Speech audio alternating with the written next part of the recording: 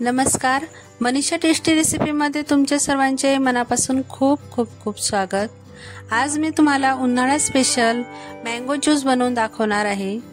हे ज्यूस बनवायला एकदम सोपे आहे आणि उन्हाळ्यात आंबे हे बाजारात सर्वीकडे सहज मिळतात, तेव्हा हा ज्यूस घरच्या साहित्यात आणि कमी साहित्यात झटपट कसा बनवायचा ते मी तुमच्या सोबत इथे शेअर केलेले आहे। तेव्हा तुम्ही एक वेळा नक्की ट्राय करून बघा।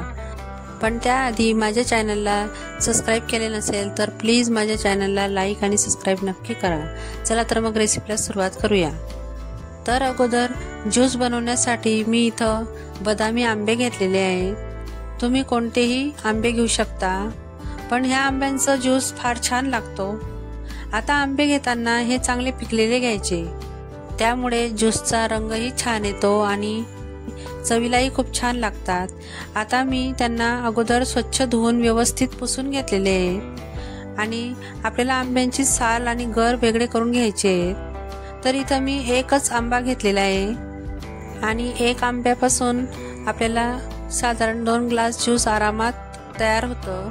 तर अगोदर असा देठाचा भाग मी काटून घेतलेला आहे आणि नंतर त्याचे असे स्लाइस करून घेणार आहे। या पद्धतीने व्यवस्थित हळूवार सुरीच्या साहाय्याने असे स्लाइस करून घ्यायचे। नंतर आता तुम्ही ज्या पद्धतीने याचा गर काढत असाल तर तो त्या पद्धतीने काढू शकता, पण मी असंच गर काढते। मी तुम्हाला 2 पद्धती दाखवणार आहे। तर असं चाकूच्या साहाय्याने आंब्याच्या फोडीला उभे आडवे असे काप करून घ्यायचे आणि नंतर चाकूच्या साहाय्याने ते काढून घ्यायचे, किंवा तुम्ही चमच्याच्या साहाय्याने काढले तरी खूप छान निघतात। तर हे बघा, मी तुम्हाला दाखवते। तर या पद्धतीने असे गर काढून घ्यायचे चमच्याच्या साहाय्याने, असा व्यवस्थित काढून घ्यायचा आहे। तुम्ही डायरेक्ट असा चमच्याच्या साहाय्याने गर काढला तरी व्यवस्थित गर निघतो। इथं व्हिडिओमध्ये तुम्ही बघू शकता या पद्धतीने, किंवा तुम्ही अगोदर जर आंब्याची साल काढून घेतली आणि नंतर त्याचे स्लाइस केले किंवा तुकडे केले आणि ते नंतर मिक्सरमधनं काढले तरी चालतं।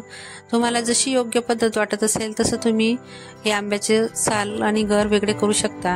आता मी राहिलेला सगळा गर याच पद्धतीने काढून घेणार आहे आणि इथं बघू शकता मी तो सगळा गर काढून घेतलेला आहे आणि आता आपण ज्यूस बनवून घेणार आहोत। त्यासाठी इथं मी ज्यूसचं भांडं घेतलेलं आहे आणि त्यामध्ये आता हा संपूर्ण एक आंब्याचाच गर आहे, तर तो सगळा मी इथं टाकून घेतलेला आहे आणि आता त्यामध्ये आपण घरातीलच साहित्य टाकून घेणार आहोत। तर इथं मी दूध घेतलेलं आहे, तर अर्धा ग्लास दूध आहे, म्हणजे साधारण 1 कप दूध घेतलेलं आहे।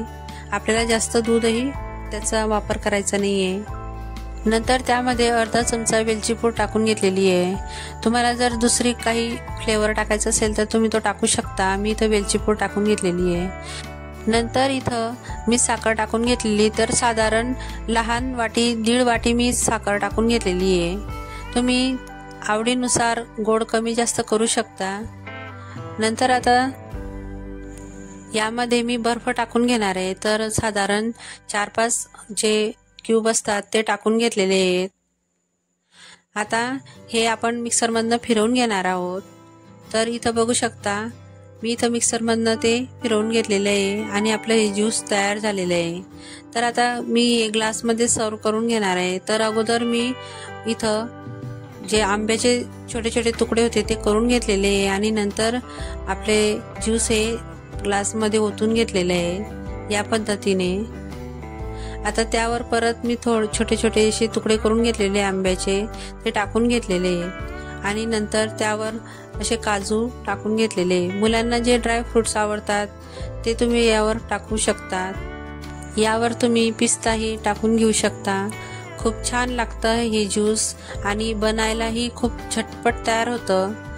तर तुम्ही एक वेळा नक्की ट्राय करून बघा। मुलं बाहेर खेळायला जातात, नंतर घरी आल्यावर काहीतरी थंड खावंसं वाटतं, मग आपण नेहमी बाहेरून आणण्यापेक्षा असंच घरी बनवून ठेवलं तर मुलांनी जेव्हा मागितलं तेव्हा झटपट त्यांना देऊ शकता। आणि घरी बनवलेलं असल्यामुळे ते हेल्दी असतं. तर तुम्ही एक वेळा नक्की ट्राय करून बघा आणि मला कमेंट करून नक्की सांगा. आणि तुम्हाला जर माझ्या रेसिपीज आवडत असतील तर प्लीज माझ्या चॅनलला लाईक करा, शेअर करा आणि सबस्क्राईब करायलाही विसरू नका. चला तर मग पुन्हा भेटूया अशाच एक नवीन रेसिपीसोबत. तोपर्यंत मस्त खा आणि स्वस्त राहा.